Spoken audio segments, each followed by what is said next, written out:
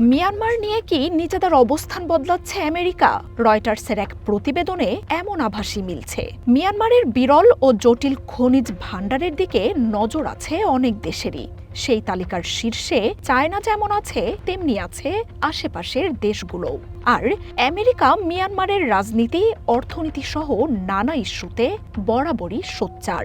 মিয়ানমারের জান্তা সরকারের বিষয়ে পদক্ষেপ নিতে তারা ২০২২ সালে বার্মা অ্যাক্ট নামে আইনও পাশ করে। কিন্তু সেই আমেরিকায় ট্রাম্প আসার পর জান্তা সরকার ও বিদ্রোহীদের সাথে সমঝোতার পথ খুঁজছে। বেশ কয়েকজন সামরিক কর্মকর্তার উপর দেয়া নিষেধাজ্ঞাও তুলে নেওয়া হয়েছে। স্মার্টফোন, বৈদ্যুতিক গাড়ি, মিসাইল, যুদ্ধবিমান সহ অত্যাধুনিক সামরিক ও প্রতিরক্ষা সরঞ্জামে অপরিহার্য উপাদান বিরল খনিজ আছে মিয়ানমারে। বহু বছর ধরে বাণিজ্য, বিনিয়োগ এবং সামরিক সহায়তা দেয়া চায়না দেশটিতে আধিপত্য গড়ে তুলেছে। মিয়ানমারের বেশিরভাগ বিরল খনিজের গন্তব্যও তাই বেইজিং। শুধু ২০২৩ সালেই মিয়ানমার থেকে ৪২,০০০ মেট্রিক টন বিরল খনিজ চায়নায় রপ্তানি হয়েছে।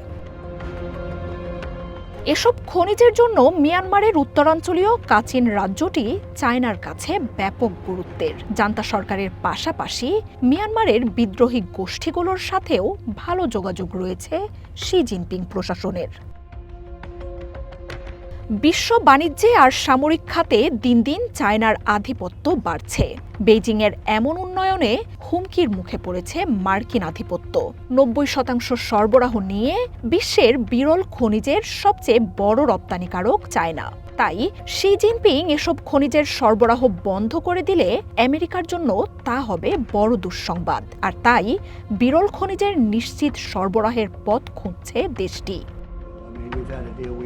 এসব বিবেচনায় মিয়ানমার নিয়ে এবার ভিন্ন নীতিতে যেতে পারে আমেরিকা। গৃহযুদ্ধে বিধ্বস্ত মিয়ানমারের কাচিনে লড়াইরত বিদ্রোহী গোষ্ঠী কাচিন ইন্ডিপেন্ডেন্স আর্মি ও জান্তা সরকারের সাথে সমঝোতার পথে যেতে পারেন ট্রাম্প। দুই দলকে শান্তি প্রস্তাবও দেয়া হতে পারে। আসতে পারে বাণিজ্য ঘাটতি কমানো এবং শুল্ক ছাড়ের ঘোষণা। আর এসব কাজের জন্য ট্রাম্প নিয়োগ দিতে পারেন বিশেষ প্রতিনিধিও। মিয়ানমারের জান্তা সরকারের বিরোধিতা করা আমেরিকার দীর্ঘদিনের নীতিতেও মিলছে পরিবর্তনের আভাস। গেল সপ্তাহেই মিনং লাইনের সাথে সংযুক্ত বেশ কয়েকজনের ওপর থেকে নিষেধাজ্ঞা তুলে নিয়েছে ট্রাম্প প্রশাসন। আর এতে জান্তা সরকার বিরোধীদের মধ্যে তোলপাড় শুরু হয়েছে।